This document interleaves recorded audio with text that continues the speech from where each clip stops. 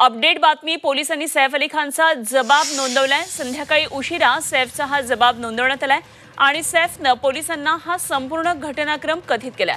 चाकू हल्ल्याबाबत सैफचा हा जबाब आता नोंदवण्यात आलेला आहे।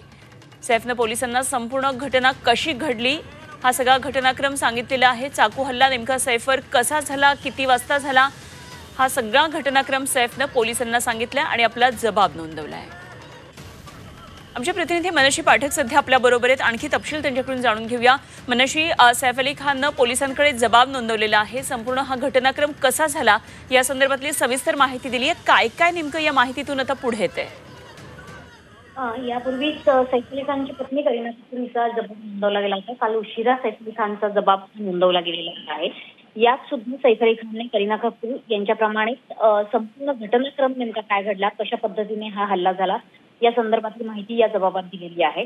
मात्र एकंदरीतच सैफ अली खानच्या जबाबाला इतका उशीर का लागला असा प्रश्न अनेक स्तरातून निर्माण होत होता। त्याला आता उत्तर मिळालेलं आहे। सैफ अली खान हा बरेच दिवस लीलावती रुग्णालयामध्ये उपचार घेत होता। त्यानंतर त्या संपूर्ण जखमेतून रिकव्हर झाल्यानंतर तो घरी परतलाय आणि त्यानंतर त्याचा हा जबाब नोंदवण्यात आलेला आहे।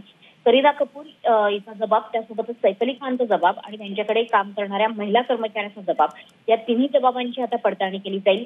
ते एकमेकांशी कंपेअर केले जातील, त्यामध्ये काही लूपहोल आहेत का हे देखील बघितलं जाईल आणि त्यानंतर पुढची कारवाई सुरू होईल। ठीक, मनशी, धन्यवाद दिलेल्या या सगळ्या सविस्तर तपशिलांसाठी। मनशी पाठक आमच्या प्रतिनिधी आपल्या बरोबर होत्या।